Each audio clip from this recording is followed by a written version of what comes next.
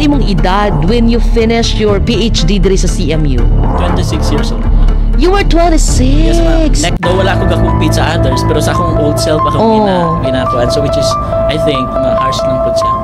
Naagi mga challenges o mga times na tanong ka ba anong gadali bitaw ko. Dapat inani nga stage. Makita na ako, actually makita na ako mga classmates po nga. Especially ka na maglaag. Then ko maka-join. Data ako sa bungkid, nagsampling. Kaya sila naglaag-laag. So, niya na siya. Balik ta sa atong programang Kinabuhing CMU1. Kinigihapon, of course, ang inyong host na nga program, LG Iman Aninayon. And live gihapon karon nga atong kauban, no? Si Dr. Gio Vincent Balansag, usa ka PhD in Biology, major in Systematics, nga graduate nato diri sa CMU, alumnus sa Central Mindanao University. Ang ako lang pangutana bitaw no, Doc Gio. Yes, ma'am, Els. Unsa gid pila gid imong edad when you finished your PhD diri sa CMU? 26 years old, ma'am. You were 26. Yes, ma'am. Next year will be 27 na. Next year pa ka mag 27. Yes, ma'am. When would that be? January. January pa gid ay. As in January 29.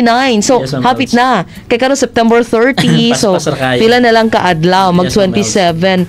Grabe, you're very young. Say effect sa imuha, Doc Gio, nga at your age, 26 years old, you are now a PhD holder. Unsay impact na ba kay changes sa imuhang life, professional life or personal life nimo nga kanang something is kuan gyud kana bang dili siya pareho sa una nga like college graduate ka?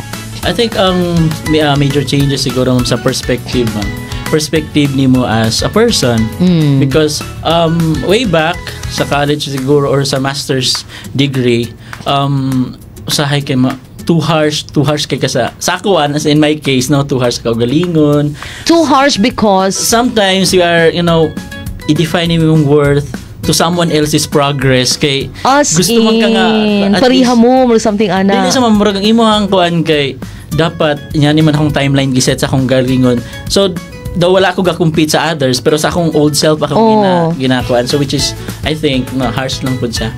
Okay. Na-harshan ka sa imuhang later, bago lang po na sa realizations na ako, tinood nga nung one of the questions po na sa akong mga classmates nga nung gadali daw ko. Actually, naman tayo inaiya po nga reasons, no? Why we have to, follow our timeline niya. So, niyan ako nga, while naaman panapa akong drive to pursue, to continue, padayon na lang ko. So, naagi mga challenges o nga times nga tanong ka ba nga anong gadali bitaw ko, no?